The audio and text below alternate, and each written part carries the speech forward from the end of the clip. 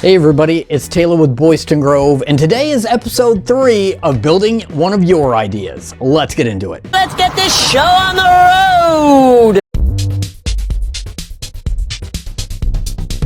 This video is sponsored by Sainsmart. Power to the makers. If you're new to our channel, let me fill you in on what we're doing here. I take a template, design, or idea that one of you has sent me, and I make my own version of it. Then I create a full set of templates and make it available on our website for free so that all of you can download it and try your own hand at it and make your own version. Today's project was submitted by one of our OG subscribers, Jack, a woodworker in West Virginia.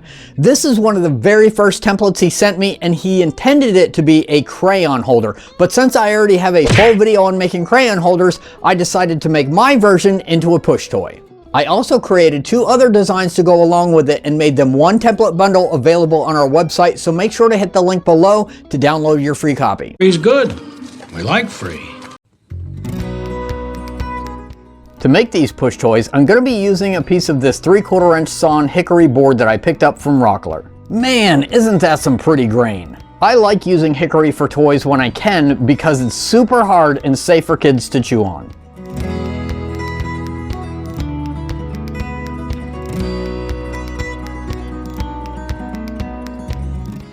I attached the templates with some spray adhesive, which I coincidentally used to attach my fingers together also. Smooth.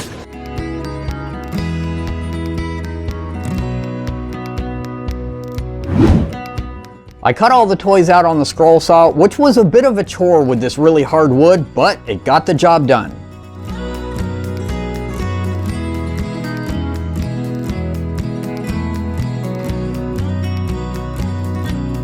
Over at the drill press, I used a 1-inch Forstner bit to drill out part of the openings for the handholds and a 3/8 inch bit to drill out the holes for the axles.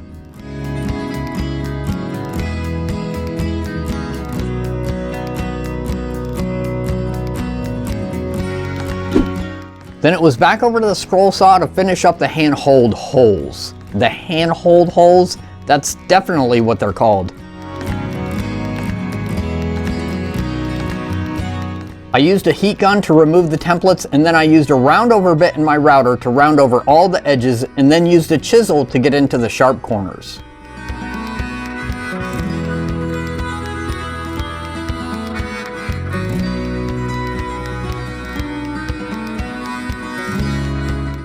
As you can see, I have quite a few burn marks to deal with. Then I used my Sainsmart bench sander to smooth out the sides of each toy.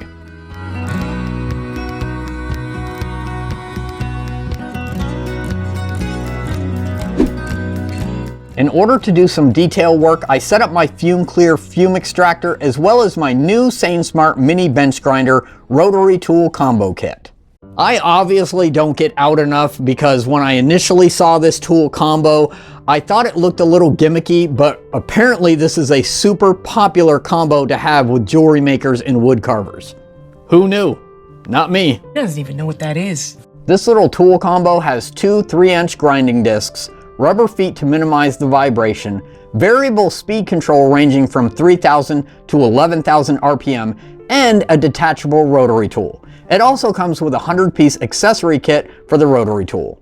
Its small size makes it easy to move the tool from place to place or to store it away when not in use. I swapped back and forth between sanding bits and carving bits to clean off the burn marks and get into the small nooks and crannies of each toy. The slim shape of the rotary tool is super comfortable to use and made it really easy to get the fine detailed work done. I even took the time to carve little faces on the dinosaurs. Before moving on to the finish and assembly, I cut out the rest of the pieces for the little toy dozer. I cut some small scraps of mahogany for the arms of the bucket or blade, whatever you want it to be.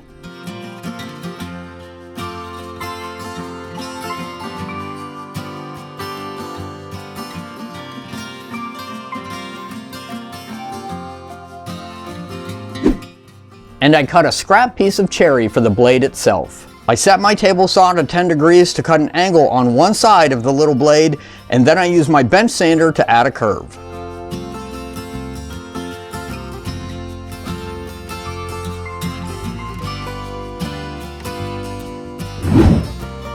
Last but not least, I drilled a 1/4 inch hole in the body of the dozer and the 2 arms so I could attach them together with a dowel.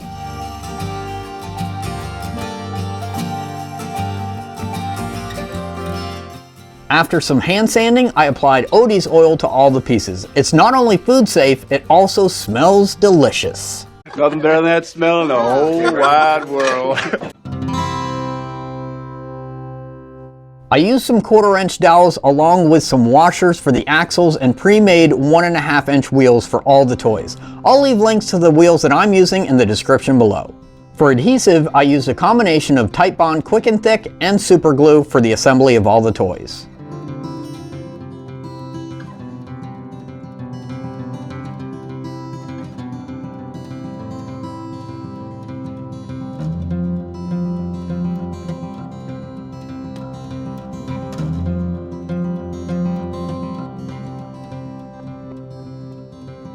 Originally, I had planned to use pin nails to hold the blade in place, but I was afraid that wasn't going to be strong enough, so I ended up using some dowels and glue instead.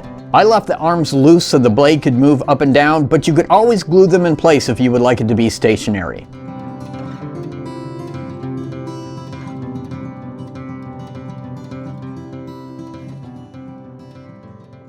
Alright, all our little push toys are done. I know this was a super simple project, but I had a lot of fun with it, especially being able to use the carving tool to get into all the details and create the little faces, and I'm really happy with how they all came out. I added the blade on this vehicle to turn it into a little dozer, but you could always leave that off and just have yourself a little car. I want to hear in the comments below which one you think came out the best, and if you want to join in on the fun and submit a template or an idea, just let me know. Like I said before, the templates for all 3 of these, including Jack's original template, are available as a bundle on our website, so make sure to hit the link below so you can download your free copy. Big shout out and thank you to Sainsmart for continuing to support our channel. If you want to get more details on the grinder rotary tool combo kit or on the bench sander that I've been using, make sure to hit the link below. Sainsmart actually has a wide variety of tools and supplies available for both makers and hobbyists, so whatever you're into, you should go over there and check it out. If you enjoyed today's video, make sure to hit that like button, and if you want to keep up with all the projects we do every week, then make sure to subscribe.